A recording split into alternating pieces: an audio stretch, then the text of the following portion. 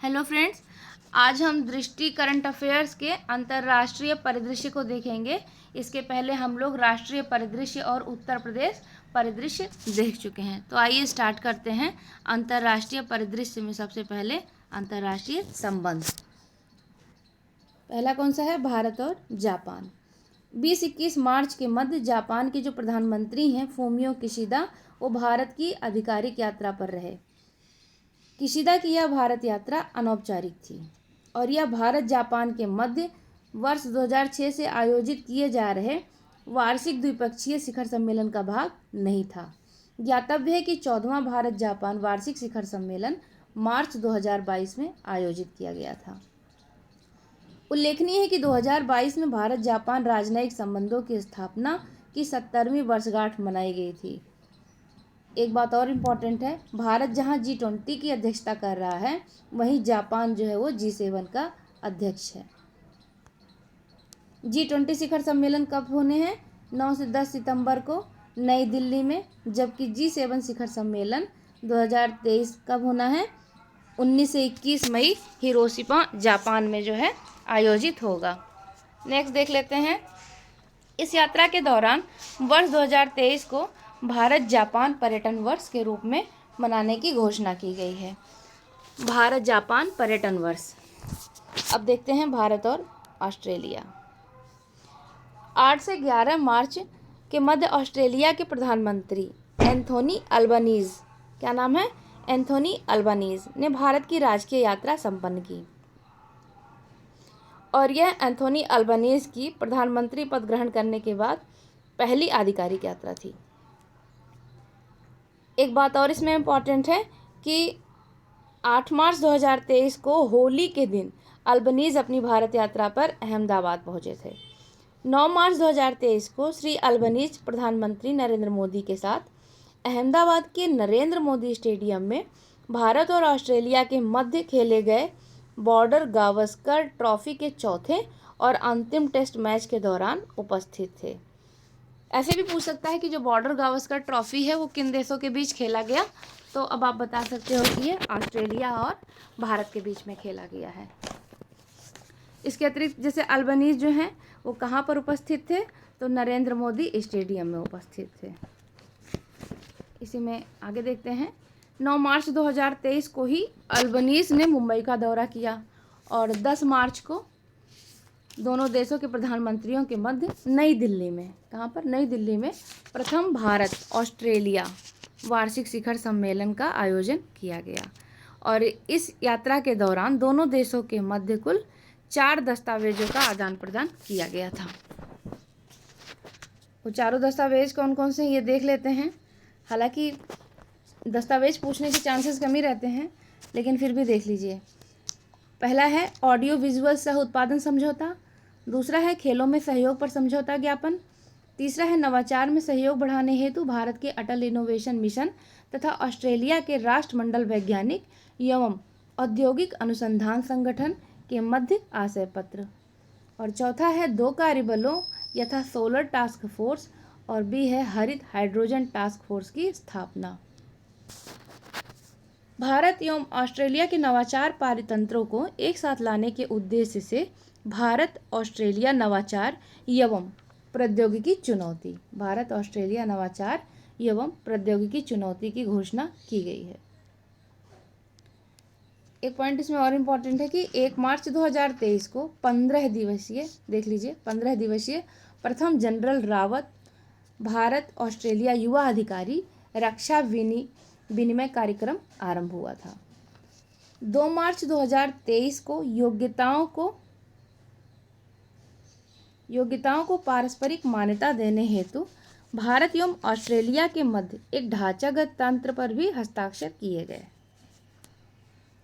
इससे क्या होगा कि दोनों देशों के बीच छात्रों और पेशेवरों की आवाजाही को आसान बनाने में मदद मिलेगी। नेक्स्ट देख लेते हैं।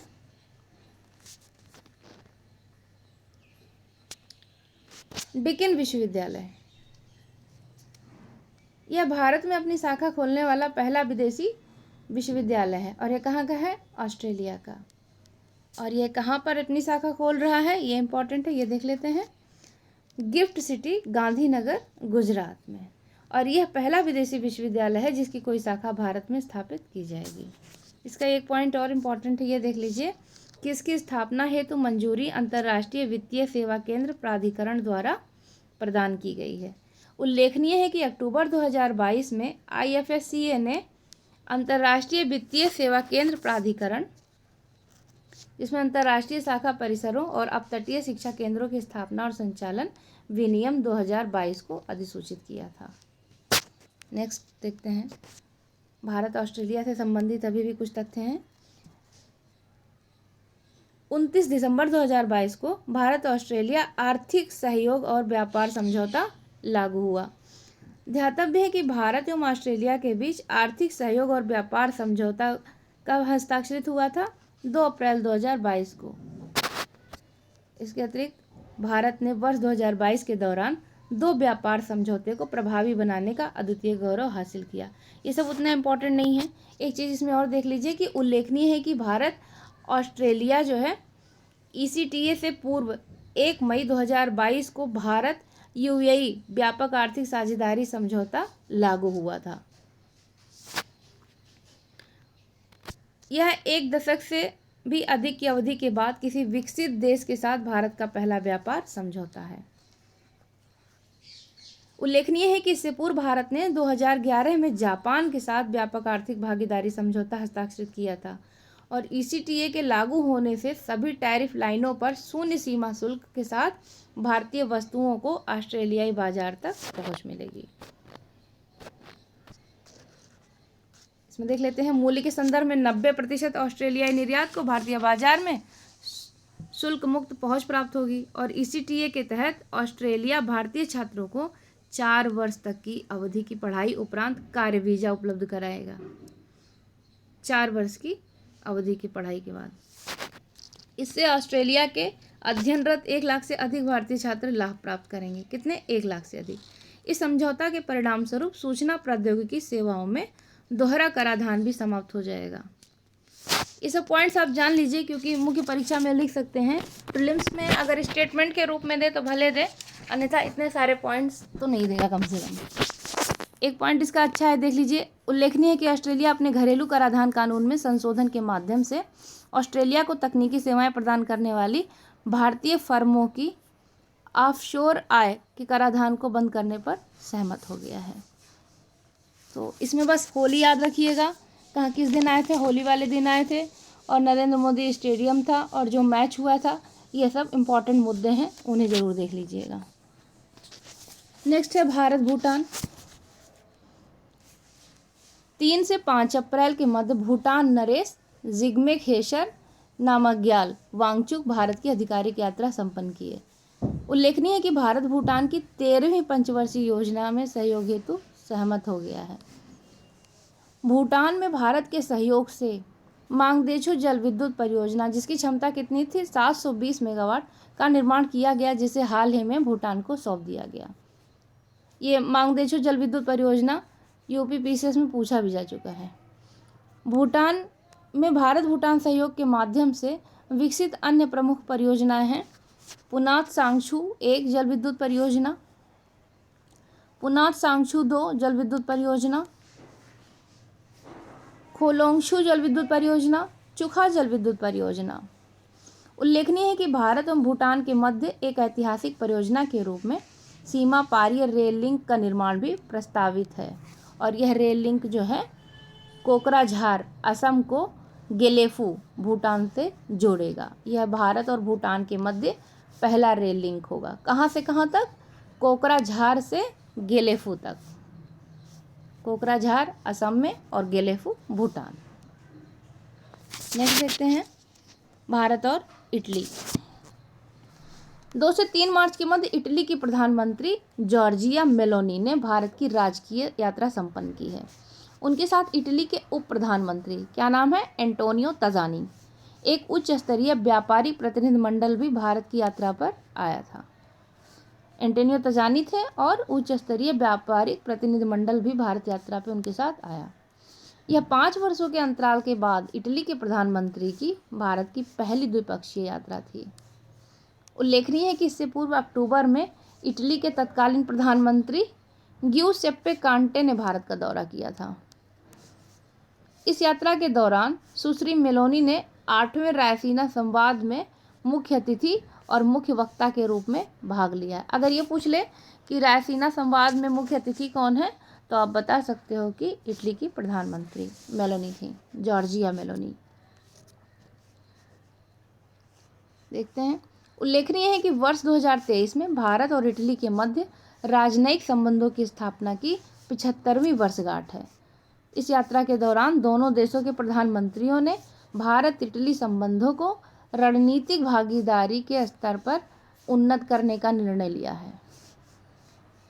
इस यात्रा के दौरान कुछ महत्वपूर्ण परिणाम हैं, जैसे विज्ञान प्रौद्योगिकी अकादमिक स्तंभ के अंतर्गत इटली भारत प्रशांत सामुद्रिक पहल में शामिल।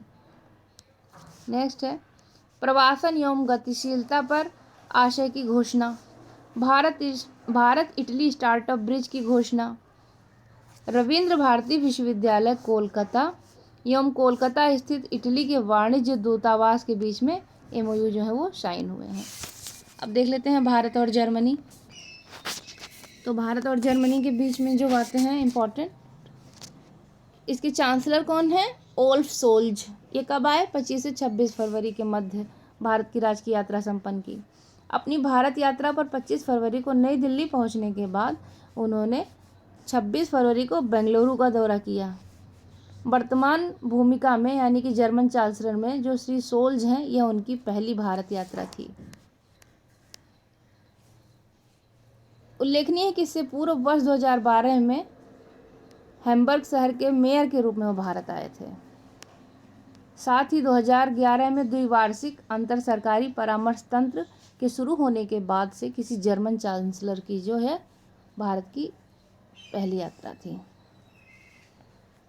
इस यात्रा के दौरान दोनों देशों ने नवाचार एवं प्रौद्योगिकी पर सहयोग में वृद्धि हेतु एक विजन वक्तव्य पर सहमति व्यक्त की है। अब देख लेते हैं आगे भारत और मिस्र। ये इम्पोर्टेंट है। 24 से 27 जनवरी के मध्य मिस्र के राष्ट्रपति अब्देल फतेह अल सीसी ने भारत की राजकीय यात्रा संपन्न की। यह भारत की उनकी दूसरी राजकीय यात्रा थी। इससे पूर्व अक्टूबर 2015 में तीसरे भारत अफ्रीका फोरम समिट में भाग लेने और सितंबर 16 में राजकीय यात्रा पर भारत आए थे।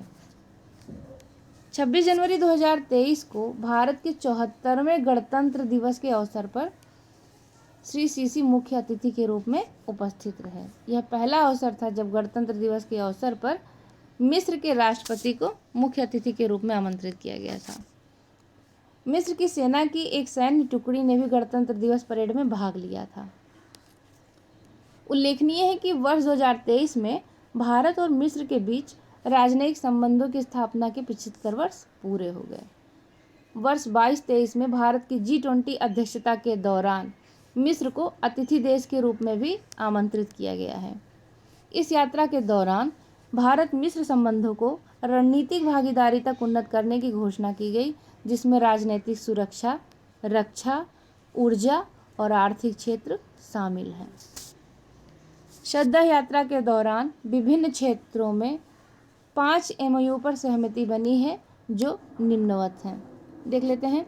साइबर सुरक्षा के क्षेत्र में, सूचना प्रौद्योगिकी के क्षेत्र में, संस्कृति के क्षेत्र में, युवा मामलों में सहयोग के क्षेत्र में, प्रसारण में सहयोग के क्षेत्र में। ये पांचों हैं, देख लीजिएगा। उल्लेखनीय है कि भारत को सितंबर 23 में प्रस्तावित मिस्र के त्रिसेवा अभ्यास ब्राइट स्टार में भाग लेने हेतु आमंत्रित किया गया है। ब्राइट स्टार याद रखिएगा कहाँ का है? मिस्र का है। भारत बांग्लादेश देख लेते हैं। 5 से 8 सितंबर 2022 के मध्य बांग्लादेश की प्रधानमंत्री शेख हसीना ने भारत की राजकीय यात्रा संपन्न की थी।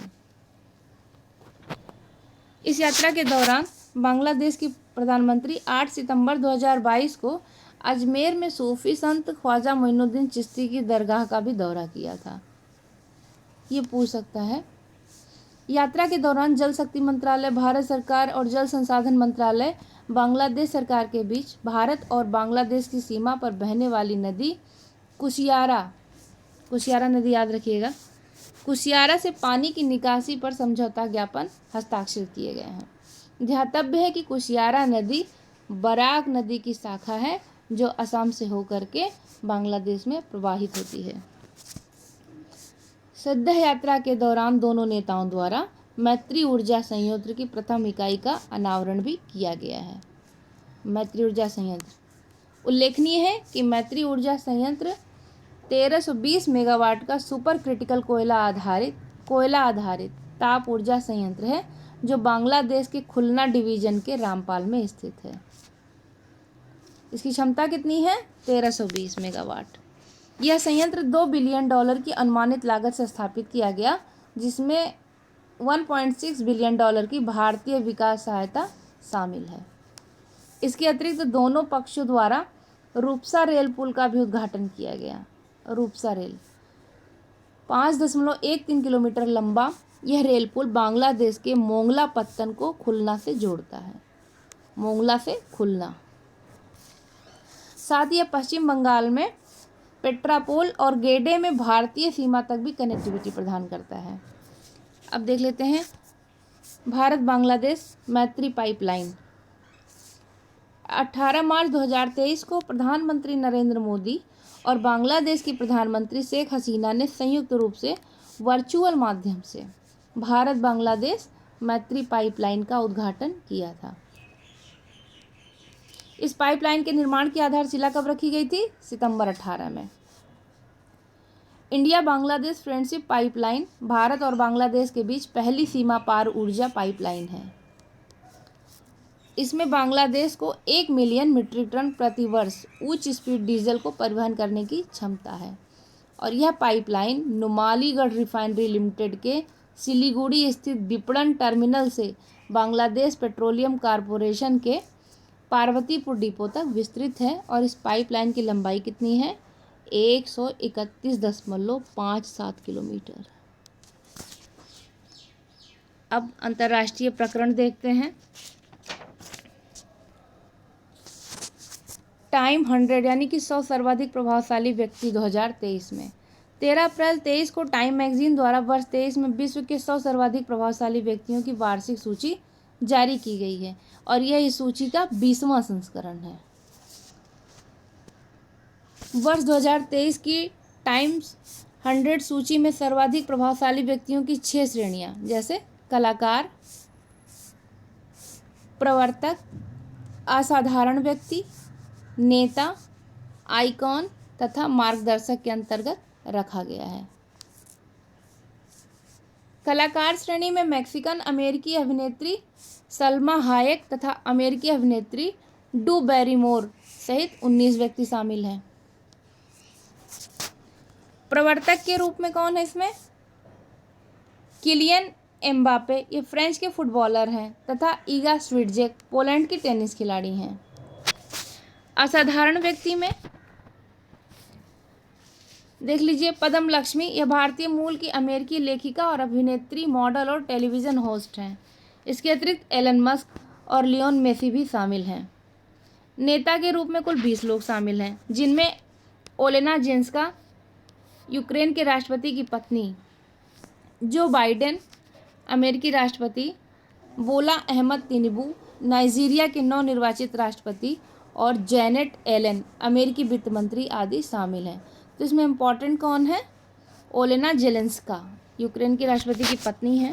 चूँकि रूस और यूक्रेन के मध्य युद्ध चल रहा है, इसलिए से यह प्रासंगिक हो जाता है। आइकॉन श्रेणी यह इम्पॉर्टेंट है क्योंकि इसमें भारतीय अभिनेता शाहरुख खान शामिल हैं 15 लोगों में, और मार्गदर्शक में भारतीय फिल्म निर्देशक एस राजमौली शामिल हैं। नेक्स्ट देखते हैं फिनलैंड नाटो का 31वां सदस्य बना है। कौन से नंबर का? 31वां। राजनीतिक सैन्य संगठन है ये, जिसमें यूरोपीय और उत्तरी अमेरिका के 31 देश शामिल हैं। 4 अप्रैल 1949 को उत्तरी अटलांटिक संधि पर हस्ताक्षर के साथ नाटो की आधारशिला रखी गई थी। इस संधि को वाशिंगटन संधि के नाम से भी जाना जाता है। देख लेते हैं 4 अप्रैल 2023 को फिनलैंड नाटो का नवीनतम सदस्य बन गया है। इससे पूर्व उत्तरी मैसेडोनिया 2020 में नाटो का 30वां सदस्य बना था। और इसका मुख्यालय कहाँ पर है? ब्रुसेल्स, बेल्जियम में।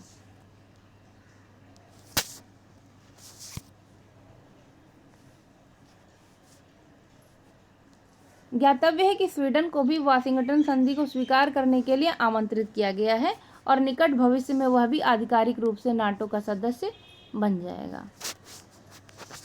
देख लेते हैं। ज्ञातव्य है कि 4 भागीदार देशों ने नाटो की सदस्यता हेतु अपनी आकांक्षा घोषित की है। ये देश कौन कौन से हैं? बोस्निया एवं हर्जेगोविना, जॉर्जिया, स्वीडन और यूक्रेन। ज्ञातव्य है कि उत्तरी अटलांटिक संधि के अनुच्छेद 10 में नाटो की सदस्यता को प्राप्त करने संबंधी प्रावधान शामिल हैं। ये इम्पॉर्टेंट नहीं है, पोलैंड को याद रखिए, मैसेडोनिया को याद रखिए, और अभी हाल फिलहाल में जो है फिनलैंड शामिल हुआ है, इसको याद रखिएगा, और स्वीडन शामिल होने वाला है, अभी हुआ नहीं है। विश्व प्रसन्नता रिपोर्ट देखते हैं। वर्ष 2012 में पहली बार विश्व प्रसन्नता रिपोर्ट जारी की गई थी। विश्व प्रसन्नता रिपोर्ट संयुक्त राष्ट्र पोषणीय विकास समाधान नेटवर्क यानी कि UNSDFN का एक प्रकाशन है। इसमें गैलप वर्ल्ड पोल द्वारा प्रदत्त डाटा का उपयोग किया जाता है। स्मरणीय तथ्य देख लेते हैं। 20 मार्च 2023 को संयुक्त राष्ट्र सतत विकास समाधान नेटवर्क द्वारा विश्व प्रसन्नता रिपोर्ट प्रकाशित की गई और यह 11वां संस्करण है जो जारी किया गया है। रिपोर्ट में कुल 6 कारकों को जो है ध्यान रखा जाता है जिनके आधार पर इसे जारी किया गया। देख लेते हैं 6 कारक कौन कौन से हैं। प्रति व्यक्ति सकल घरेलू उत्पाद, सामाजिक अवलंबन, स्वस्थ जीवन प्रत्याशा, जीवन में विकल्प चुनने की स्वतंत्रता, उदारता और भ्रष्टाचार बोध। इस रिपोर्ट में कुल 137 देशों को रैंक प्रदान की गई है। वर्ल्ड हैप्पीनेस रिपोर्ट 2023 में रैंकिंग हेतु 2020 से 2022 तक के अर्थात 3 वर्ष के गैलप वर्ल्ड पोल के डाटा का उपयोग किया गया है। वर्ल्ड हैप्पीनेस रिपोर्ट 2023 में लगातार 6ठी बार फिनलैंड सर्वाधिक प्रसन्न देशों की सूची में प्रथम स्थान पर रहा।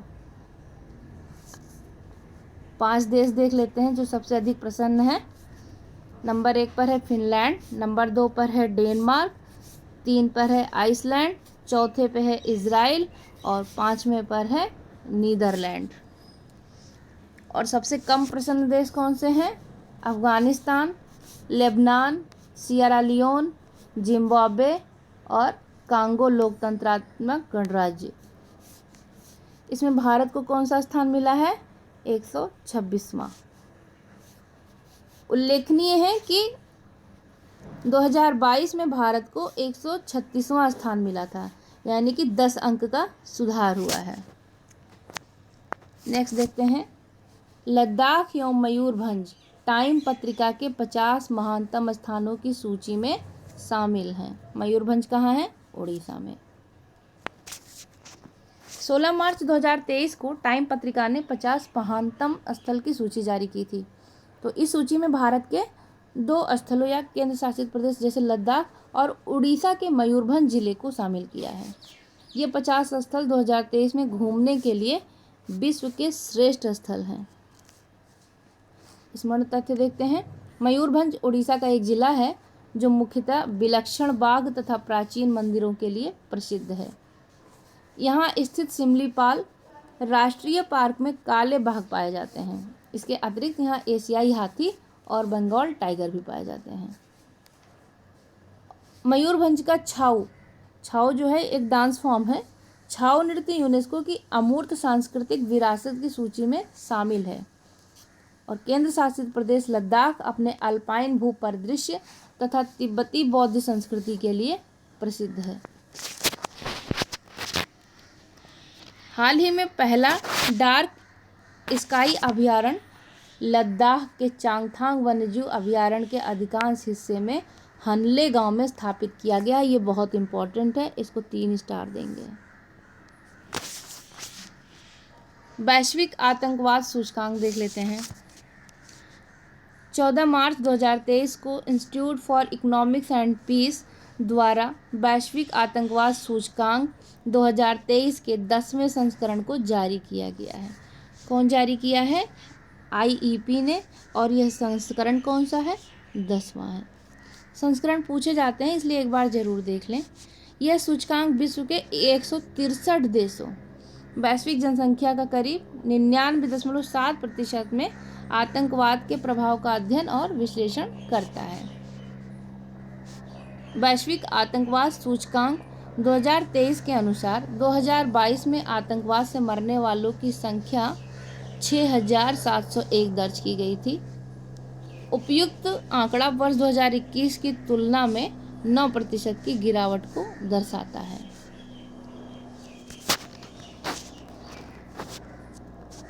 वर्ष 2022 में आतंकी हमलों की संख्या वर्ष 2021 के 5,463 से 28% की गिरावट के साथ 3,955 दर्ज की गई, जबकि 2021 की भांति वर्ष 2022 में भी इस्लामिक स्टेट लगभग 410 आतंकवादी हमलों के साथ विश्व का सबसे घातक आतंकी समूह बना हुआ है। तो अगर सबसे घातक आतंकी समूह पूछे तो कौन है? यही इस्लामिक स्टेट। आतंकवाद से सर्वाधिक प्रभावित 5 देश जो हैं वो देख लेते हैं। अफगानिस्तान नंबर 1 पर है, 2 पर है बुर्किना फासो, 3 पर है सोमालिया, 4 पे है माली और 5 पर है सीरिया। आतंकवाद से प्रभावित ब्रिक्स देशों का स्थान देख लेते हैं। ब्राज़ील 85वें स्थान पे, रूस 45वें स्थान पे और भारत 13वें स्थान पे और चीन जो है वो 93वें स्थान पे। तो भारत की स्थिति जो है वो चिंताजनक है। अंतर्राष्ट्रीय शस्त्र हस्तांतरण प्रवृत्तियां 2022। 13 मार्च 2023 को Stockholm International Peace Research Institute, जिसे सिप्री कहते हैं, द्वारा अंतर्राष्ट्रीय शस्त्र हस्तांतरण प्रवृत्तियां 2022 नामक रिपोर्ट प्रकाशित की गई है। वर्ष 2018 से 22 में प्रमुख शस्त्रों के अंतर्राष्ट्रीय हस्तांतरण की मात्रा में वर्ष 2013-17 की तुलना में 5.1% की कमी दर्ज की गई है। स्मरणीय तथ्य देख लेते हैं। वर्ष 2018 से 22 की अवधि में विश्व के 5 सबसे बड़े हथियार निर्यातक देश कौन कौन से हैं? संयुक्त राज्य अमेरिका, रूस, फ्रांस, चीन और जर्मनी है। सबसे अधिक कौन है? संयुक्त राज्य अमेरिका। संयुक्त रूप से ये पांचों देश 2018 से 22 के प्रमुख शस्त्रों के कुल निर्यात का 76% निर्यात के लिए उत्तरदायी हैं। वर्ष 2018 से 22 में विश्व में शस्त्रों के सबसे बड़े निर्यातक अमेरिका का जो शस्त्र निर्यात है वो सकल विश्व का 40% है, जो कि वर्ष 13 से 17 की तुलना में 14% अधिक है। अब आयातक देश देख लेते हैं 18 से 22 की अवधि में। तो नंबर 1 पर कौन है? भारत, 2 पर है सऊदी अरब, 3 पर है कतर, 4 पर है ऑस्ट्रेलिया और 5वें स्थान पर चीन है। यानी कि 18 से 22 के बीच अगर पूछेगा तो भारत को पहला स्थान मिला है आयातक के रूप में। देख लीजिए कि भारत जो है विश्व में शस्त्रों का सबसे बड़ा आयातक है। यद्यपि 2013 से 17 के मुकाबले में 2018 से 22 में भारत की कुल आयात में 11% की कमी दर्ज की गई है। और भारत का सबसे बड़ा हथियार आपूर्तिकर्ता देश कौन है 2018 से 22 के मध्य में? रूस है।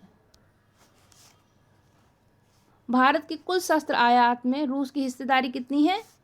करीब 45%।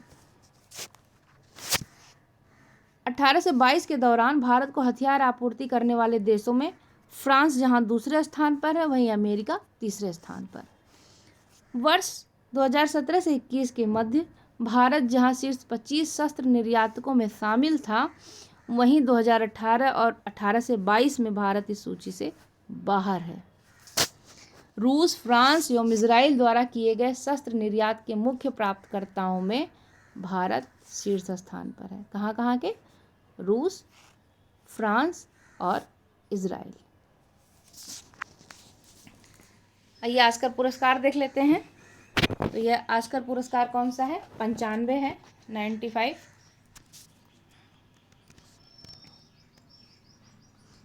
अकादमी पुरस्कार, जिन्हें ऑस्कर के नाम से भी जाना जाता है, यह वैश्विक फिल्म उद्योग से जुड़े कलाकारों एवं तकनीशियनों के लिए सर्वोत्कृष्ट फिल्म पुरस्कार है और प्रथम ऑस्कर पुरस्कार का वितरण 16 मई 1929 को the Hollywood Roosevelt hotel California में किया गया था।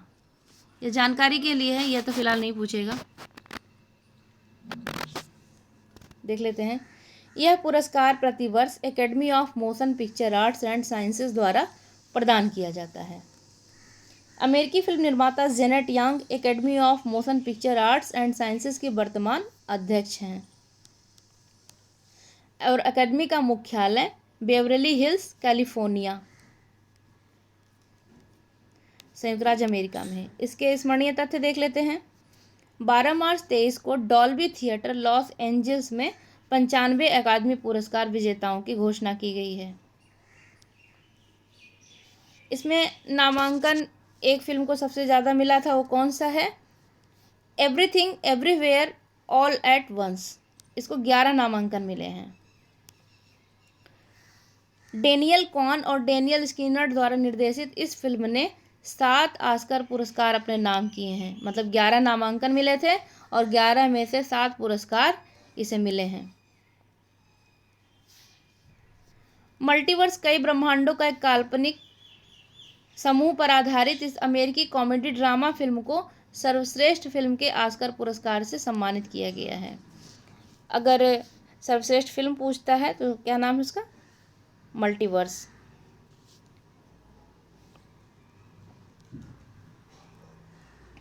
फिल्म का नाम है Everything Everywhere All at Once. Multiverse नहीं, कई ब्रह्मांडों का एक काल्पनिक समूह बोलते हैं, इस पर आधारित है और यह ये क्या? कॉमेडी ड्रामा है। नेक्स्ट देख लेते हैं। मलेशियाई अभिनेत्री मिशेल योह को Everything Everywhere All at Once film के लिए सर्वश्रेष्ठ अभिनेत्री का पुरस्कार मिला है और यह पुरस्कार प्राप्त करने वाली वह पहली एशियाई महिला है, इसलिए इसे इम्पॉर्टेंट है। इस फिल्म के जो सर्वश्रेष्ठ निर्देशक हैं डेनियल कॉन और डेनियल स्किनर्ट हैं, उन्होंने यह पुरस्कार जीता है सर्वश्रेष्ठ निर्देशक का।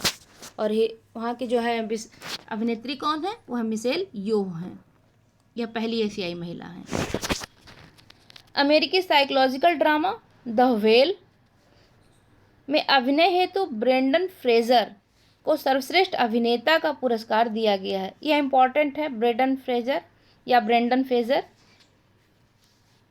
सर्वश्रेष्ठ अभिनेता और सर्वश्रेष्ठ अभिनेत्री कौन है? मिशेल योह। इसके अतिरिक्त all quite on the western front Germany को सर्वश्रेष्ठ अंतर्राष्ट्रीय फीचर फिल्म पुरस्कार दिया गया है। इसके अतिरिक्त कुछ विजेता देख लेते हैं। अन्य विजेता तो इसे नहीं पूछेगा क्योंकि या तो एक्टर एक्ट्रेस पूछ लेता है, डायरेक्टर पूछ लेता है, मूवी का नाम पूछ लेता है। इसके अतिरिक्त हम लोग इसमें चूँकि भारत की एक जो है डॉक्यूमेंट्री गई है तो उसे हम ज़रूर देख लेते हैं, शायद पूछा जाए। भारत के लिए वो ऐतिहासिक क्षण रहा जब कार्तिकी गोंसाल्वेस द्वारा निर्देशित द एलिफेंट विस्पर्स को सर्वश्रेष्ठ डॉक्यूमेंट्री शॉर्ट फिल्म ऑस्कर के लिए चुना गया। उस फिल्म का नाम याद रखिएगा, द एलिफेंट विस्पर्स। इसकी भाषा कौन सी है? तमिल है। निर्देशक कार्तिकी गोंसाल्वेस और निर्माता गुनीत मोंगा। ऑस्कर पुरस्कारों के इतिहास में यह पहला अवसर था कि किसी भारतीय प्रोडक्शन कंपनी द्वारा निर्मित किसी फिल्म को ऑस्कर पुरस्कार जो है वह प्राप्त हुआ है। सिख एंटरटेनमेंट। ध्यातव्य है कि द एलिफेंट विस्पर्स की कहानी एक ऐसे आदिवासी जोड़े बोम्मन और बेल्ली की है जो मधुमलाई टाइगर रिजर्व में रहने वाले हाथी के एक अनाथ बच्चे रघु को गोद लेते हैं और उसे पाल पोस कर बड़ा करते हैं। तो ये मधुमलाई टाइगर रिजर्व देख लीजिए, आदिवासी जोड़े बोम्मन और बेल्ली। ये भी ध्यान रखना है ना कि बहुत ज़्यादा नहीं पढ़ना है, जो एग्ज़ाम के लिए उपयोगी है बस वही पढ़ा जाए, समय बहुत कम बचा हुआ है। तो इसको आप भी ज़रूर ध्यान रखें। हम पहले से कह रहे हैं कि इस बात का ध्यान ज़रूर रखिए कि क्या नहीं पढ़ना है। भारत के लिए ऑस्कर पुरस्कार में पुनः एक ऐतिहासिक क्षण आया जब एस राजमौली द्वारा निर्देशित तेलुगु फिल्म RRR के गीत नाटू नाटू को सर्वश्रेष्ठ संगीत श्रेणी का ऑस्कर पुरस्कार प्रदान किया गया है। नाटू नाटू गीत के संगीतकार कौन है? MM कीरावानी। और गीतकार कौन है? चंद्र बोस। इस गीत के गायक राहुल सिपलीगंज एवं काल भैरव हैं। नाटू नाटू किसी भारतीय फिल्म में सर्वश्रेष्ठ मौलिक गीत का ऑस्कर जीतने वाला पहला गीत है। फिल्माया किस पर गया है? जानते ही हैं, अभिनेता रामचरण और जूनियर NTR। उल्लेखनीय है कि 80वें गोल्डन ग्लोब अवार्ड 2023 में बेस्ट सॉन्ग मोशन पिक्चर श्रेणी में नाटू नाटू विजेता घोषित किया गया था। चूंकि गोल्ड ग्लोब अवार्ड है, हो सकता है पूछ ले, इसलिए से ध्यान रखिएगा। भारतीय फिल्म निर्माता सौनक सेन द्वारा निर्देशित documentary film All That Breathes documentary feature film श्रेणी में शॉर्टलिस्ट अंतिम 5 फिल्मों में शामिल रही, लेकिन यह ऑस्कर पुरस्कार जीतने से चूक गई।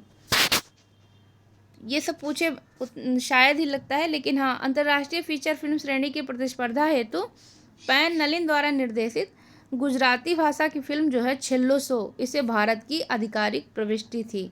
तो ये इंपॉर्टेंट हो जाता है छेल्लो सो।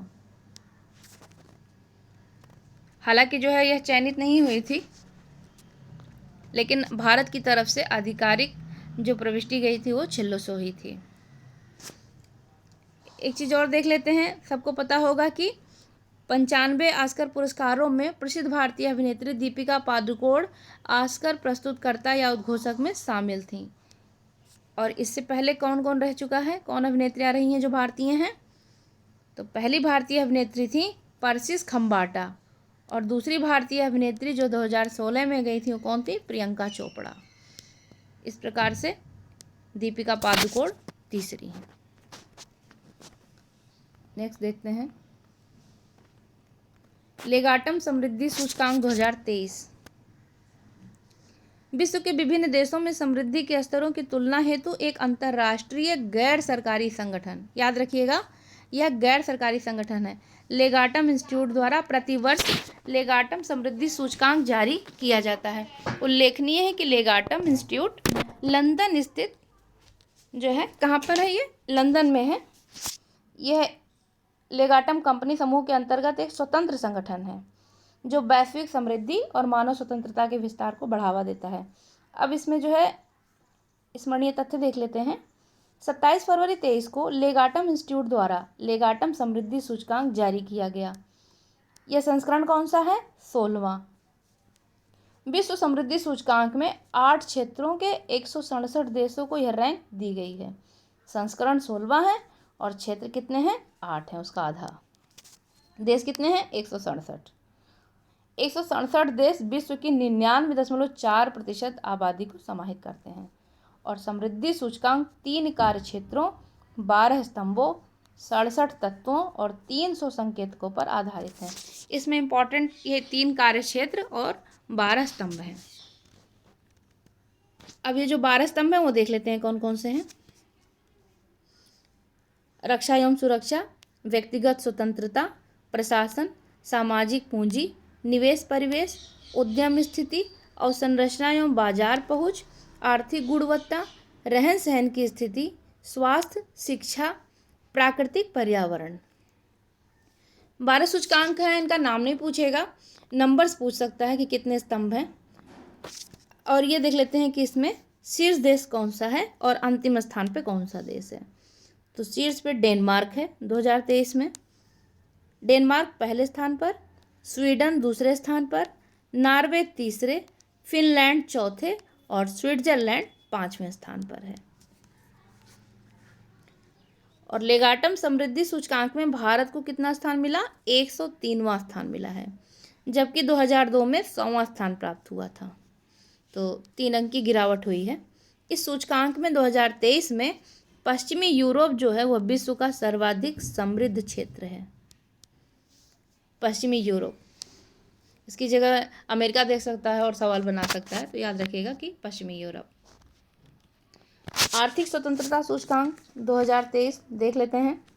सर्वप्रथम 1995 में प्रकाशित आर्थिक स्वतंत्रता सूचकांक एक वार्षिक रिपोर्ट है जिसका प्रकाशन वाशिंगटन डीसी स्थित विचार मंच, इस विचार मंच का नाम क्या है, द हेरिटेज फाउंडेशन द्वारा किया जाता है।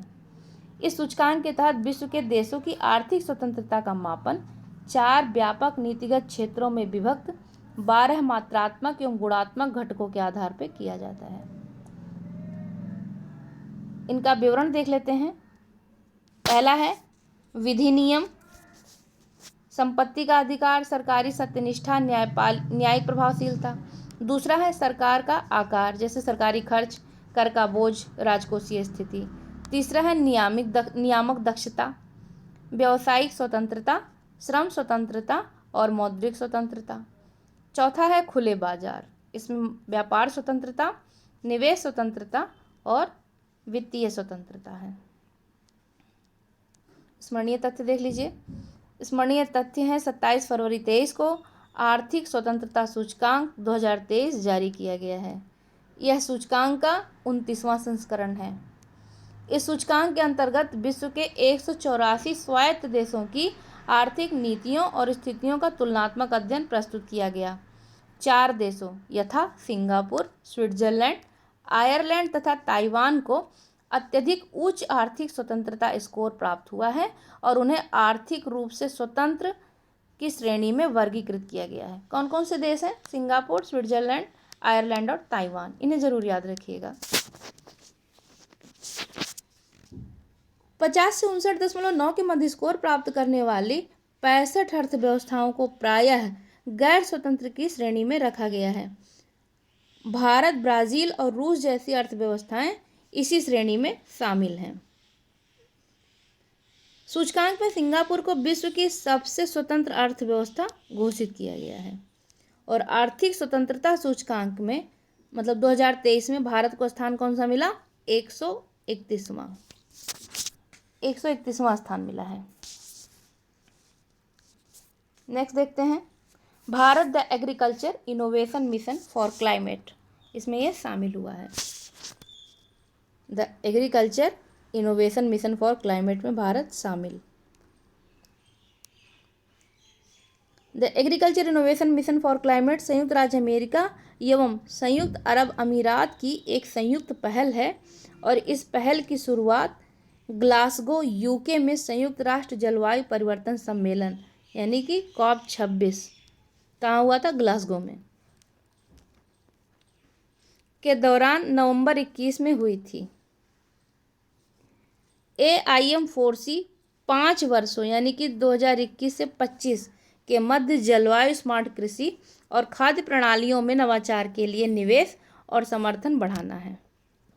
इसके मुख्य तथ्य देख लेते हैं। 22 फरवरी 2023 को भारत एक आशय पत्र पर हस्ताक्षरित करके AIM4C में शामिल हो गया है। इसका क्या है मतलब? एम फॉर क्लाइमेट या agriculture innovation mission for climate. Bharat Abu Dhabi में आयोजित I2U2 समूह के पहले बिजनेस फोरम के दौरान AIM4C में शामिल हुआ है या AIM4C में शामिल हुआ है। I2U2 के देश कौन कौन से हैं जरूर देख लीजिएगा। वर्तमान में AIM4C के कितने सदस्य हैं? 47 और वैश्विक स्तर पर 8 मिलियन अमेरिकी डॉलर से अधिक का निवेश सफलतापूर्वक प्राप्त कर लिया है। उल्लेखनीय है कि 8 से 10 मई के मध्य AIM for climate summit America की मेजबानी में वाशिंगटन DC में आयोजित किया जाएगा। कहाँ पर? ये याद रखिए, वाशिंगटन DC में 8 से 10 मई के मध्य। इसमें यही फैक्ट इंपॉर्टेंट है। अब देख लेते हैं अंतर्राष्ट्रीय बौद्धिक संपदा सूचकांक। अंतर्राष्ट्रीय बौद्धिक संपदा सूचकांक अमेरिकी वाणिज्यिक संगठन US चैम्बर्स ऑफ कॉमर्स से संबद्ध ग्लोबल इनोवेशन पॉलिसी सेंटर द्वारा वर्ष 2012 से जारी किया जा रहा है। इस सूचकांक में 50 विभिन्न संकेतकों पर आधार पर 55 देशों में बौद्धिक संपदा अवसंरचना का मूल्यांकन किया गया है। 50 संकेतक हैं और 55 देश हैं। स्मरणीय तथ्य देख लेते हैं। फरवरी 23 में US चैम्बर ऑफ कॉमर्स के वैश्विक नवाचार नीति केंद्र द्वारा वैश्विक बौद्धिक संपदा सूचकांक 2023 जारी किया गया है और यह 11वां संस्करण है। इस सूचकांक में 55 अर्थव्यवस्थाओं को शामिल किया गया जो वैश्विक सकल घरेलू उत्पाद में 90% से अधिक योगदान करती हैं। अंतर्राष्ट्रीय बौद्धिक संपदा सूचकांक में 3 देश देखते हैं जो शीर्ष पे हैं: संयुक्त राज्य अमेरिका, यूनाइटेड किंगडम और फ्रांस। और अंतिम स्थान पे कौन से देश हैं ये भी देख लीजिए।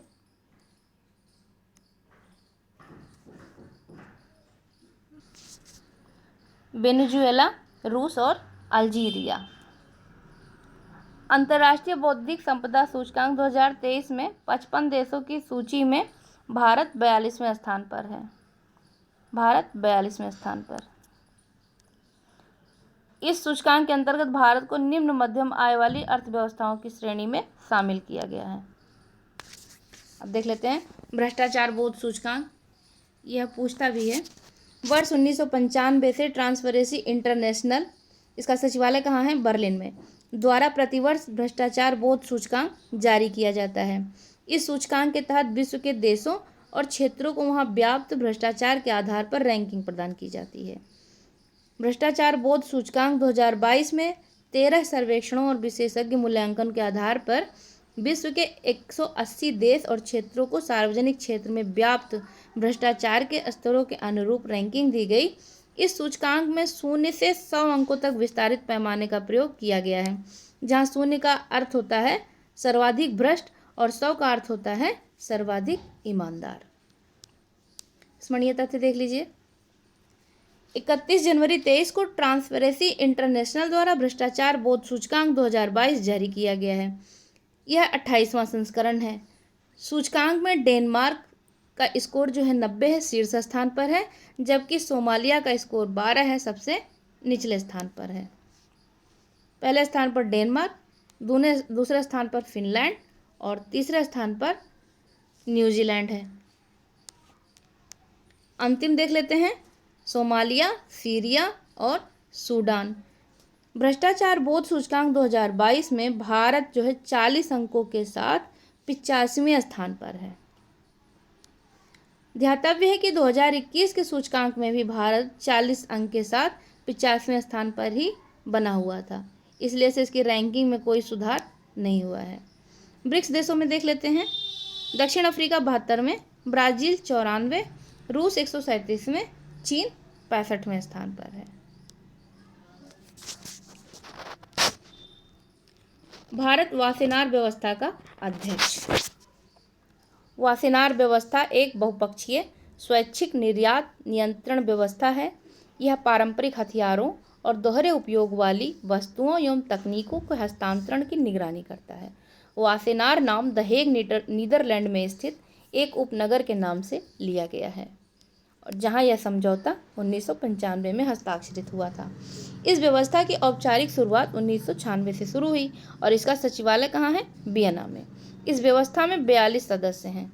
वर्ष 2017 में भारत इस व्यवस्था का सदस्य बना था। संयुक्त राष्ट्र के 4 स्थायी सदस्य रूस, अमेरिका, फ्रांस और यूके इस व्यवस्था के सदस्य हैं। चीन इस व्यवस्था में शामिल नहीं है या इस व्यवस्था का सदस्य वह नहीं है। 1 जनवरी 2023 को भारत ने आधिकारिक तौर पर वासेनार की अध्यक्षता ग्रहण की है। कब? 1 जनवरी 2023 को। ज्ञातव्य है कि 30 नवंबर से 1 दिसंबर 22 के मध्य वियना में वासेनार व्यवस्था की 26वीं वार्षिक पूर्व बैठक का आयोजन किया गया था। इस बैठक में ही भारत को वासेनार व्यवस्था की अध्यक्षता सौंपी गई थी। अध्यक्ष के रूप में भारत का कार्यकाल कितना होगा? 1 वर्ष, 1 जनवरी 2023 से 31 दिसंबर 2023 तक। भारत ने आयरलैंड से वासेनार व्यवस्था के पूर्ण सत्र की अध्यक्षता ग्रहण की है। यह प्रथम अवसर है जब भारत किसी बहुपक्षीय निर्यात नियंत्रण व्यवस्था का अध्यक्ष बना है। किससे लिया है ये जान लीजिए। आयरलैंड से। इसका कार्यकाल कितना होगा? 1 वर्ष का होगा, तो यह इम्पोर्टेंट है। अन्य बहुपक्षीय निर्यात नियंत्रण व्यवस्थाएं हैं, ऐसे जान लीजिए, कभी कभी विविध में पूछ सकता है। जूम कर देते हैं। जांगर समिति, इसे एनपीटी निर्यातक समिति के नाम से जाना जाता है। 39 सदस्य हैं और भारत इसका सदस्य नहीं है। एनएसजी, यह परमाणु आपूर्तिकर्ता देशों का एक समूह है। इसकी स्थापना कब हुई थी? 74 में। वर्तमान में इसके कितने सदस्य हैं? 48। ऑस्ट्रेलिया समूह, यह विश्व के देशों का एक अनौपचारिक मंच है। इसकी स्थापना 85 में की गई। वर्ष 18 में भारत इस समूह का सदस्य बना है और वर्तमान में इसके सदस्यों की संख्या कितनी है? 43। मिसाइल प्रौद्योगिकी नियंत्रण व्यवस्था, इसकी स्थापना कब हुई? 1987 में। 2016 में भारत इस समूह का सदस्य बना और वर्तमान में इसके सदस्यों की संख्या कितनी है? 35 है। आइए देखते हैं मानव स्वतंत्रता सूचकांक। जितने भी सूचकांक हैं आप एक जगह लिख लीजिएगा, उनके संस्करण लिख लीजिए, भारत का स्थान लिख लीजिए और किसे जो है श्रेष्ठ स्थान मिला है यह भी लिख लीजिए, क्योंकि जब आप लिख के पढ़ोगे तो आपको याद रहेगा। क्योंकि सूचकांक बहुत सारे हैं और भूलता है, इसके लिए प्रैक्टिस सेट भी लगा सकते हैं। करंट का प्रैक्टिस सेट जरूर लगाएं। मानव स्वतंत्रता सूचकांक 2022। मानव स्वतंत्रता सूचकांक के तहत वैयक्तिक, नागरिक एवं आर्थिक स्वतंत्रता के आधार पर विश्व में मानव स्वतंत्रता की स्थिति को प्रस्तुत किया जाता है। इसके स्मरणीय तथ्य देख लीजिए। जनवरी 23 में वाशिंगटन डीसी स्थित कैंटो इंस्टीट्यूट और कनाडा के फ्रेजर इंस्टीट्यूट द्वारा संयुक्त रूप से HFI 2022 जारी किया गया है।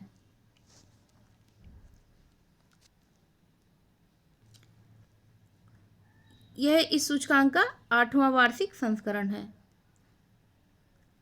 अब देख लेते हैं कि HFI 2022 में वर्ष 2020 में उपलब्ध आंकड़ों के आधार पर 165 देशों को शामिल किया गया है। अब ह्यूमन फ्रीडम इंडेक्स जो 2022 है, इसमें 3 देश हैं। पहली रैंक किसे दी गई है? स्विट्जरलैंड को, दूसरा न्यूजीलैंड और तीसरा जो है वो एस्टोनिया। है। अब ह्यूमन फ्रीडम इंडेक्स में 10 शीर्ष दक्षिण एशियाई देश देख लेते हैं। इसमें सिंगापुर को पहली रैंकिंग मिली है और ओवरऑल 44 है। तिमोर लेस्ते को दूसरा, वैश्विक रैंक इसकी 65 है। मलेशिया को तीसरा, वैश्विक रैंक 82 है। नेपाल की चौथी और वैश्विक रैंक 84 है। इंडोनेशिया की 85 है और क्षेत्रीय रैंक कितनी है? 5। भूटान की 6 है और वैश्विक 86 है। फिलीपींस की 7 है, वैश्विक 103 है। थाईलैंड की 8 है, वैश्विक 104 है। श्रीलंका का 9 और वैश्विक 110 है। श्रीलंका का 110 है और वहीं भारत का 10 और वैश्विक 112 है। तो ह्यूमन फ्रीडम इंडेक्स जब भी पूछेगा तो भारत का स्थान कौन सा आएगा? 112वां, और अगर दक्षिण एशिया में पूछेगा तो 10वां। नेक्स्ट है Iran commission on the status of women आयोग से बाहर हो गया। महिलाओं की स्थिति पर यह आयोग है। यह लैंगिक समानता को बढ़ावा देने और महिलाओं के सशक्तिकरण के लिए विशेष रूप से समर्पित एक प्रमुख वैश्विक अंतर सरकारी निकाय है और इसकी स्थापना कब हुई थी? 1946 में।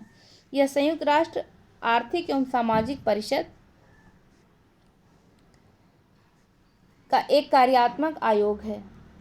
संयुक्त राष्ट्र के 45 राष्ट्र सदस्य किसी एक समय पर इस आयोग के सदस्य के रूप में कार्य करते हैं और 45 सदस्य राष्ट्रों में से प्रत्येक का एक प्रतिनिधि इस आयोग में शामिल होता है, जिसका चुनाव आर्थिक एवं सामाजिक परिषद द्वारा समान भौगोलिक वितरण के आधार पर किया जाता है।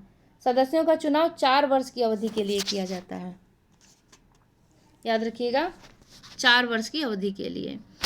भारत जो है इसका सदस्य है और इसकी कार्यकाल अवधि कितनी है? 2025 है। भारत की कार्यकाल अवधि 2025 है। इसके स्मरणीय तथ्य देख लेते हैं। 14 दिसंबर को संयुक्त राष्ट्र आर्थिक और सामाजिक परिषद ने ईरान को शेष कार्यकाल के लिए महिलाओं की स्थिति पर संयुक्त राष्ट्र आयोग से बाहर करने का प्रस्ताव पारित कर दिया है और ईरान का कार्यकाल कितना था? 2022 से 26 तक प्रस्तावित था, लेकिन तत्काल प्रभाव से इन्हें बाहर किया गया है। इसका कारण क्या है ये देख लेते हैं। एक सेकंड।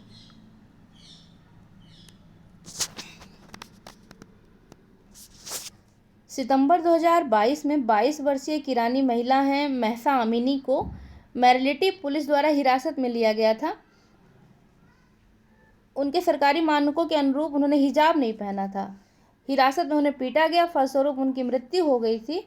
और इस घटना के फलस्वरूप ईरान के खिलाफ प्रदर्शन हुआ और इन्हीं प्रदर्शन के कारण, क्रूर कार्यवाही के कारण ईरान को जो है CSW से बाहर करने का प्रस्ताव पारित किया गया है और भारत ने जो है ईरान के खिलाफ वोट नहीं किया था। विश्व प्रतिभा रैंकिंग 2022, वर्ल्ड टैलेंट रैंकिंग। 2013 से प्रतिवर्ष विश्व प्रतिभा रैंकिंग का प्रकाशन इंस्टीट्यूट फॉर मैनेजमेंट डेवलपमेंट द्वारा किया जाता है, IMD। इस रैंकिंग के तहत किसी देश के अपनी घरेलू प्रतिभाओं के कौशल एवं योग्यता को विकसित करने की क्षमता का मूल्यांकन किया जाता है। साथ ही इसके तहत अंतर्राष्ट्रीय प्रतिभाओं को आकर्षित करने के साथ साथ स्थानीय प्रतिभाओं को देश में रोक कर रखने की क्षमता का आकलन भी किया जाता है। इसकी स्मरणीयता से देख लीजिए। 8 दिसंबर 22 को IMD वर्ल्ड कॉम्पिटिटिवनेस सेंटर द्वारा विश्व प्रतिभा रैंकिंग 2022 जारी की गई और यह 9वां संस्करण था।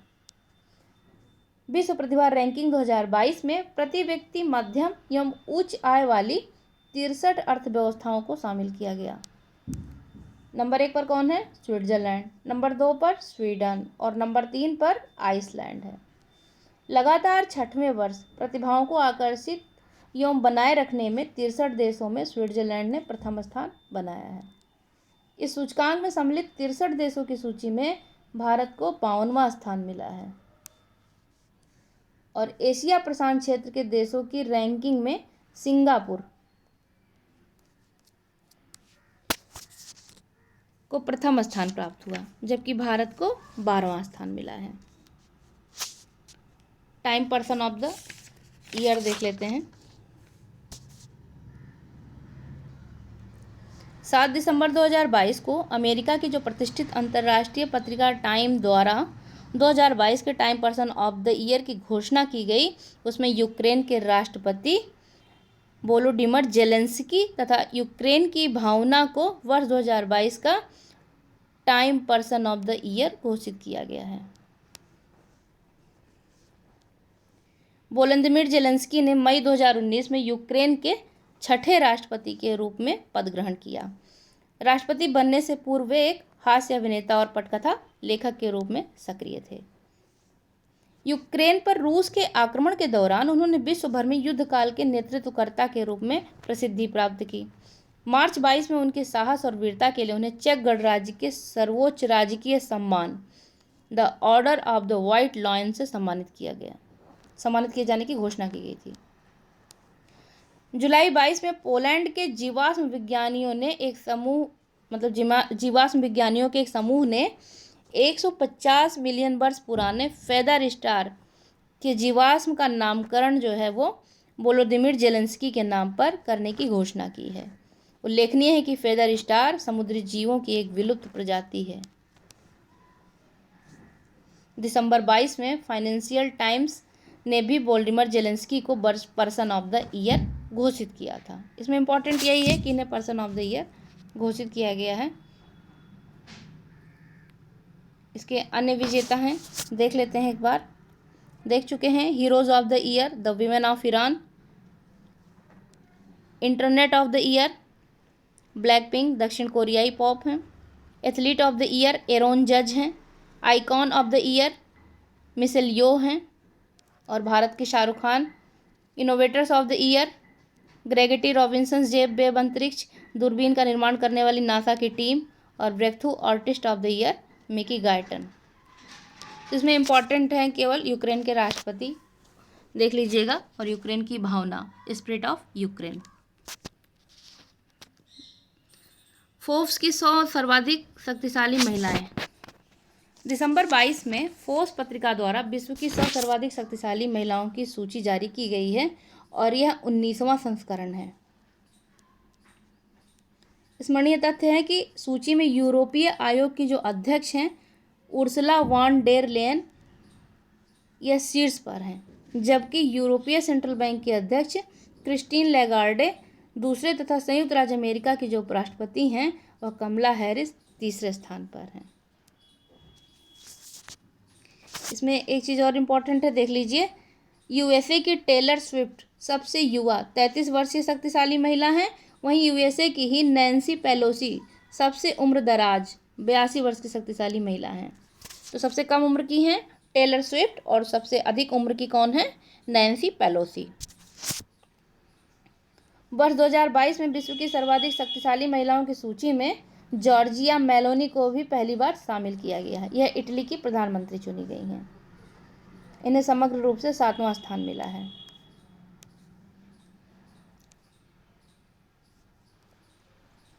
इस सूची में 6 भारतीय महिलाओं ने जगह बनाई है, उनको देख लेते हैं। वित्त मंत्री निर्मला सीतारमण इस वर्ष भी सूची में 36वें स्थान पर रहीं। लगातार चौथी बार उन्होंने अपनी जगह बनाई है। इसके पहले 2021 में 37वें पे, 20 में 41वें पे और 19 में 34वें स्थान पर थीं।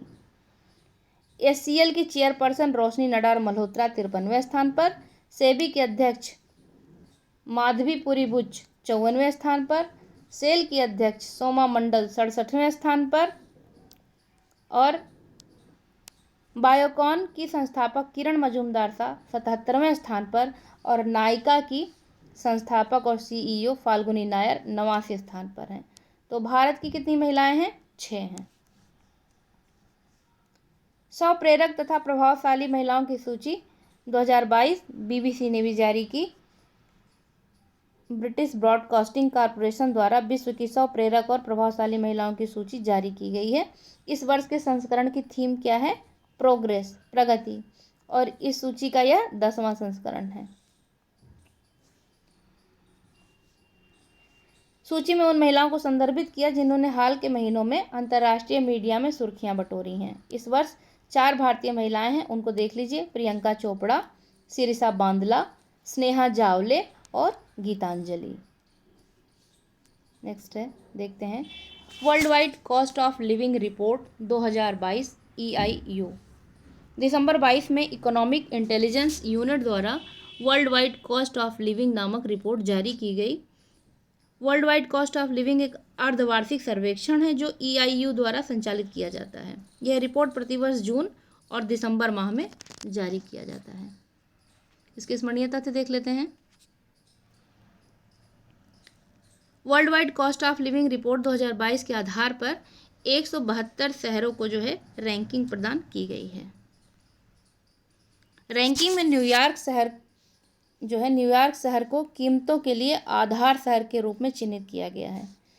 EIU के सर्वेक्षण के अनुसार 2022 में सिंगापुर और न्यूयॉर्क को विश्व में रहने के लिए सबसे महंगे शहर के रूप में चुना गया। न्यूयॉर्क ने रैंकिंग में पहली बार शीर्ष स्थान हासिल किया है। वहीं दमिश्क सीरिया का विश्व में रहने के लिए सबसे सस्ता शहर है। 2022 में विश्व के अन्य किसी शहर की तुलना में उच्चतम मुद्रास्फीति दर काराकस वेनेजुएला में 132% दर्ज की गई है। भारत का देख लेते हैं। बेंगलुरु, चेन्नई और अहमदाबाद को सबसे सस्ते शीर्ष 10 शहरों में सूचीबद्ध किया गया है। बेंगलुरु, चेन्नई और अहमदाबाद। नेक्स्ट देखते हैं, भारत गापी का अध्यक्ष बना है। GPAI कृत्रिम बौद्धिकता, बुद्धिमत्ता एवं बौद्धिक साझेदारी, वैश्विक साझेदारी, global partnership and artificial intelligence. यह एक अंतर्राष्ट्रीय और बहुहितधारक पहल है। वह सदस्य राष्ट्रों के बीच कृत्रिम बुद्धिमत्ता के क्षेत्र में सहयोग को बढ़ावा देने के लिए एक वैश्विक साझेदारी है। GPAI को आधिकारिक तौर पर 15 जून 2020 को लॉन्च किया गया था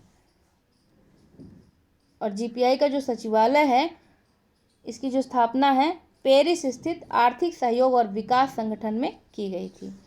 इसमें 15 संस्थापक सदस्य हैं, जिनमें 14 देश Australia, Canada, France, Germany, Bharat, Italy, Japan, दक्षिण Korea, Mexico, New Zealand, Singapore, Slovenia, United Kingdom एवं अमेरिका और अंतर्राष्ट्रीय संगठन यूरोपीय संघ शामिल है। इसमें इम्पोर्टेंट भारत है। कथन के रूप में दे सकता है कि GPAI का जो सदस्य संस्थापक देश है वो भारत था। तो जब आपको पता होगा तो आप लगा पाएंगे इसे। वर्तमान में GPAI के सदस्यों की कुल संख्या कितनी है? 29 है। इसके अतिरिक्त आर्थिक सहयोग विकास संगठन इसमें पर्यवेक्षक की भूमिका निभा रहा है और वहीं 2020 में यूनेस्को ने भी पर्यवेक्षक के रूप में भूमिका निभाई थी या शामिल हुआ था। इसके स्मरणीय तथ्य देख लीजिए। 21-22 नवंबर को कृत्रिम बुद्धिमत्ता और वैश्विक साझेदारी का तीसरा शिखर सम्मेलन टोक्यो, जापान में आयोजित किया गया। इस सम्मेलन में भारत ने अगले वर्ष के लिए 1 वर्ष के लिए GPEI परिषद की अध्यक्षता ग्रहण की है। और भारत ने अध्यक्षता किससे ली है? फ्रांस से ली है। GPEI परिषद एक मंत्रिस्तरीय निकाय है जिसमें सभी सदस्य शामिल हैं। इसके जो सम्मेलन हुए हैं वो देख लेते हैं। GPEI के सम्मेलन, पहला शिखर सम्मेलन कब हुआ? 3 से 4 दिसंबर कनाडा के मॉन्ट्रियल में। दूसरा हुआ है 11 से 12 नवंबर पेरिस में। और तीसरा कहाँ हुआ? 21 से 22 नवंबर टोक्यो में। जलवायु परिवर्तन सूचकांक 2023 देख लेते हैं। जलवायु परिवर्तन प्रदर्शन सूचकांक अंतर्राष्ट्रीय जलवायु परिवर्तन नीति में पारदर्शिता को बढ़ाने का एक स्वतंत्र साधन है। इस सूचकांक का प्रकाशन वार्षिक रूप से 2005 से किया जा रहा है और इस सूचकांक में 59 देशों और यूरोपीय संघ के जलवायु संरक्षण में प्रदर्शन का मूल्यांकन एवं तुलनात्मक अध्ययन प्रस्तुत किया गया है। इस सूचकांक में 4 श्रेणियों में विभक्त 14 संकेतकों में देश के समग्र प्रदर्शन के आधार पर जारी किया गया। 4 श्रेणियाँ कौन कौन सी हैं? ग्रीन हाउस गैस उत्सर्जन कुल स्कोर का 40%, नवीकरणीय ऊर्जा कुल स्कोर का 20%, ऊर्जा उपयोग कुल स्कोर का 20% और जलवायु नीति कुल स्कोर का 20%। स्मरणीय तथ्य देख लीजिए। 14 नवंबर 2022 को COP27 के दौरान German watch climate action network तथा न्यू क्लाइमेट इंस्टीट्यूट द्वारा संयुक्त रूप से जलवायु परिवर्तन सूचकांक 2023 जारी किया गया और यह 18वां संस्करण है। CCPI 2023 में शीर्ष 3 स्थानों में कोई भी देश अपना स्थान नहीं बना सके हैं। शीर्ष 3 स्थानों पर किसी भी देश को इसलिए स्थान नहीं दिया गया क्योंकि पेरिस समझौते के लागू होने के बाद भी किसी देश द्वारा जलवायु परिवर्तन के खतरनाक प्रभावों की रोकथाम हेतु पर्याप्त कदम नहीं उठाए गए हैं। कोई भी देश वैश्विक तापन को 1.5 डिग्री सेल्सियस की सीमा के अंतर्गत रखने के मार्ग पर अग्रसर नहीं है, अतः किसी भी देश को अत्यधिक उच्च रेटिंग प्राप्त नहीं हुई। डेनमार्क ने CCPI 2023 में सर्वोच्च रैंक वाले देश के रूप में समग्र रूप से 4था स्थान हासिल किया है और ईरान इसमें अंतिम स्थान प्राप्त किया है। शीर्ष देश देख लीजिए। डेनमार्क, स्वीडन, चिली, मोरक्को और 8वें नंबर पर भारत है। ब्रिक्स देशों की स्थिति देख लीजिए। 8वें पर भारत, ब्राज़ील 38 पर, चीन 51, दक्षिण अफ्रीका 44 और रूस 59। तो सबसे अच्छी स्थिति में कौन है? भारत।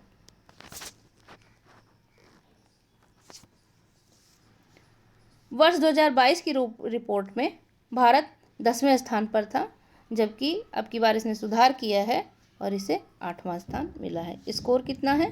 67.35।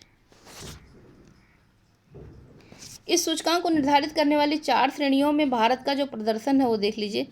ग्रीन हाउस गैस उत्सर्जन में उच्च रेटिंग मिली है, नवीकरणीय ऊर्जा में मध्यम है, ऊर्जा उपयोग में उच्च रेटिंग और जलवायु नीति में मध्यम।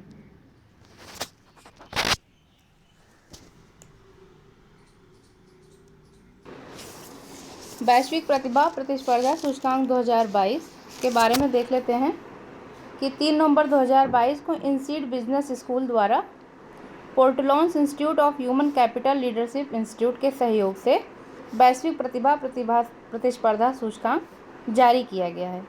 यह सूचकांक का 9वां संस्करण है और इसकी थीम क्या है? The tectonics of talent is the world drafting towards increase talent या inequalities. The tectonics of talent is the world drafting toward increase talent inequalities, ये इसका शीर्षक है। इसके स्मरणीय तथ्य देख लीजिए। ग्लोबल टैलेंट कॉम्पिटिटिवनेस इंडेक्स 2022 में कुल 133 देश शामिल किए गए थे। इसके साथ ही प्रस्तुत वैश्विक शहर प्रतिभा प्रतिस्पर्धा सूचकांक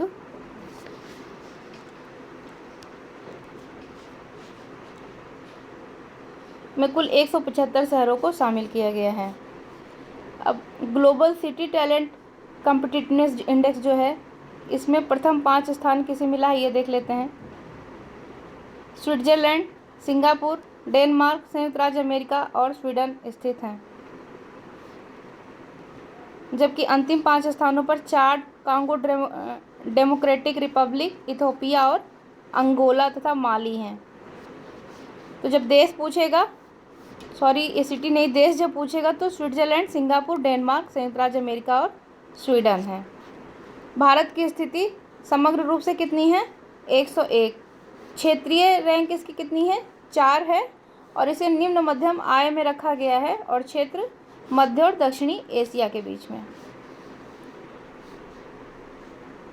GCTCI 2022 में भारत के 8 शहरों को स्थान मिला है। ये शहर कौन कौन से हैं? ये सिटी वाले हैं। इसमें बेंगलुरु, मुंबई, चेन्नई, पुणे, हैदराबाद, दिल्ली, कोलकाता और सूरत है। तो बेंगलुरु को 125वां स्थान है, मुंबई को 135वां, चेन्नई 142 स्थान पे, पुणे 146, हैदराबाद 147, दिल्ली 159, कोलकाता 162 और सूरत 169। जबकि ग्लोबल सिटी टैलेंट कॉम्पिटिटिवनेस में राज्य अमेरिका के सैन फ्रांसिस्को को शीर्ष स्थान मिला है और ढाका को अंतिम स्थान मिला है। वैश्विक रिश्वत जोखिम सूचकांक ऐसे तो नहीं पूछा जाता है, लेकिन देख लीजिए, यह 4 कारकों के आधार पर देशों में अंक प्रदान किया जाता है।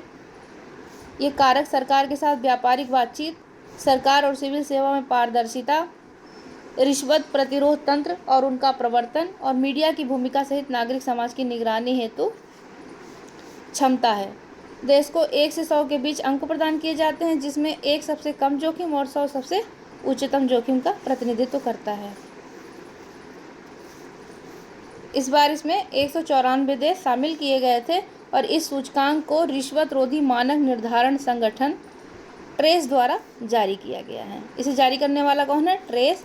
और देश इसमें कितने हैं? 194।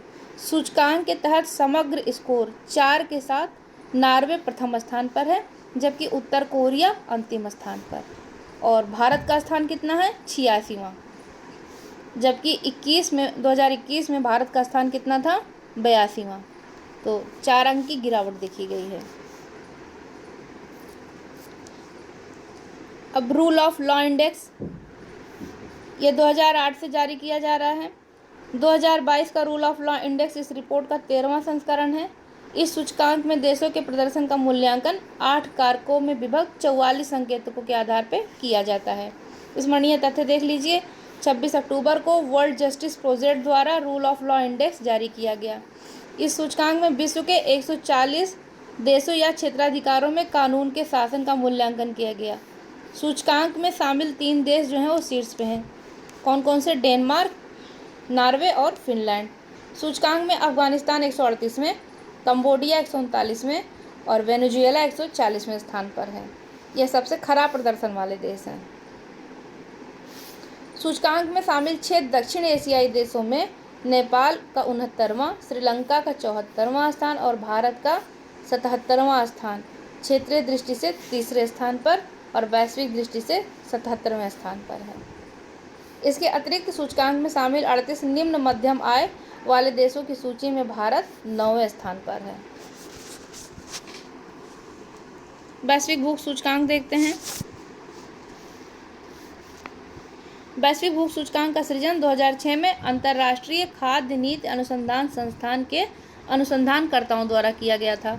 हालांकि 2018 में international food policy research institute ने वैश्विक भूख सूचकांक के प्रकाशन से स्वयं को अलग करने का निर्णय लिया। तब से यह सूचकांक वेल्थ हंगर हेल्थ एवं कंसर्न वर्ल्ड वाइड की संयुक्त परियोजना के रूप में प्रकाशित होती है। किसकी? वेल्थ हंगर हेल्थ और कंसर्न वर्ल्ड वाइड। इसमें भूख सूचकांक 4 संकेतकों जैसे अल्प पोषण, बाल दुबलापन, बाल ठिगनापन, बाल मृत्यु दर के आधार पर तैयार किया जाता है। वैश्विक भूख सूचकांक 100 आधार बिंदुओं के पैमाने पर तैयार किया गया है। इसमें 0 सबसे अच्छा स्कोर माना जाता है और 100 सबसे खराब।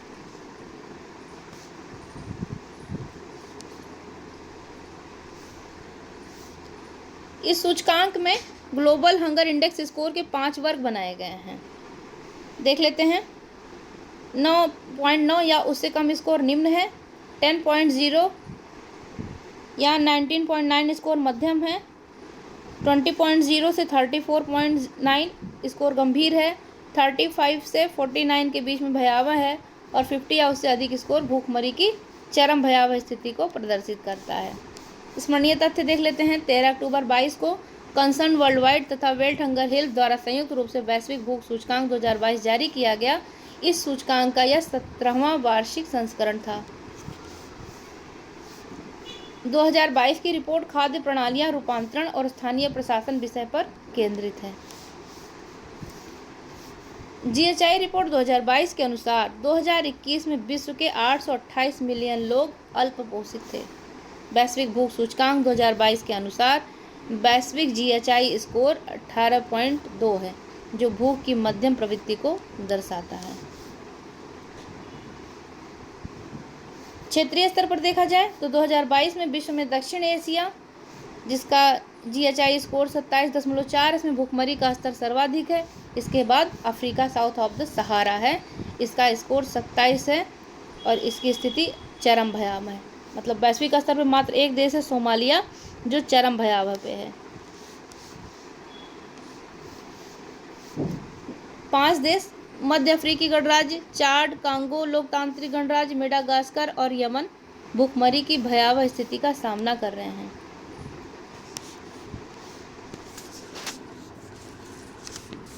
जीएचआई 2022 के अनुसार मध्य अफ्रीकी गणराज्य में अल्प पोषण की दर सर्वाधिक थी और 5 वर्ष से कम आयु के बच्चों में ठिगनापन मामले में यमन सर्वाधिक है। और 5 वर्ष से कम आयु के बच्चों के दुबलापन में सर्वाधिक मामला कहाँ है? भारत में दर्ज किया गया। और 5 वर्ष से कम आयु के बच्चों की मृत्यु दर सोमालिया में सर्वाधिक है।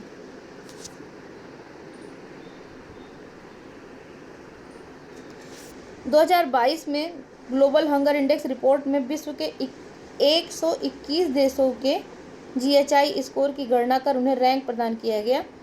वैश्विक सूचकांक 2022 में 17 ऐसे देश शामिल हैं जिनका स्कोर 5 से कम है और इन देशों को अलग अलग व्यक्तिगत रैंक प्रदान नहीं की गई, बल्कि सामूहिक रूप से इन्हें 1 से 17 रैंक तक सूचीबद्ध किया गया है। देख लेते हैं। कोस्टा रिका एवं यूएई संयुक्त रूप से इस सूचकांक में 18वें स्थान पर हैं। और ब्रिक्स देशों की स्थिति देख लीजिए। ब्राज़ील 20वें रैंक पे है। रूसी संघ को 28वीं रैंक दी गई। भारत 107वीं स्थिति में है और चीन 1 से 17 रैंक समूह में शामिल है। दक्षिण अफ्रीका 59। और अंतिम 5 देश कौन से हैं? यमन 121, मध्य अफ्रीकी गणराज्य 120, मेडागास्कर 119, कांगो लोकतंत्रात्मक गणराज्य 118 और चाड 117। वैश्विक भूख सूचकांक 2022 में भारत की रैंक 121 देशों में 107 है। स्पष्ट है कि जीएचआई 2022 में भारत का स्कोर यहाँ भूखमरी की गंभीर स्थिति को प्रदर्शित करता है।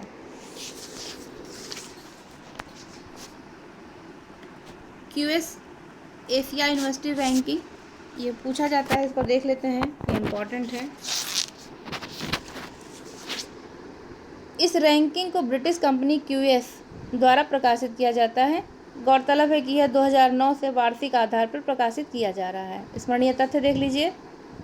12 अक्टूबर 2022 को टाइम्स हायर एजुकेशन ने वैश्विक विश्वविद्यालय रैंकिंग 2023 जारी किया है। 8 नवंबर 22 को क्यूएस एशिया यूनिवर्सिटी रैंकिंग जारी किया गया। इस रैंकिंग का यह 15वां संस्करण है और 760 संस्थानों को शामिल किया गया और सर्वाधिक विश्वविद्यालय चीन के हैं। शीर्ष विश्वविद्यालय देख लेते हैं। पेकिंग विश्वविद्यालय चीन, national university of Singapore Singapore और तीसरे स्थान पर है सिंधुआ विश्वविद्यालय चीन। वर्ष 2023 की रैंकिंग में कुल 118 भारतीय विश्वविद्यालय संस्थानों को भी शामिल किया गया है, जिसमें भारतीय रैंक 1 और एशियाई रैंक 40 बॉम्बे आईआईटी बॉम्बे और भारतीय रैंक 2 एशियाई रैंक 46 पर आईआईटी दिल्ली है। भारतीय रैंक 3 IISc बेंगलुरु कर्नाटका, जबकि एशियाई रैंक 52 है। भारतीय रैंक 4 पर IIT मद्रास है और एशियाई रैंक 53 है। भारतीय रैंक 5 पर है IIT खड़गपुर और एशियाई रैंक 61 है।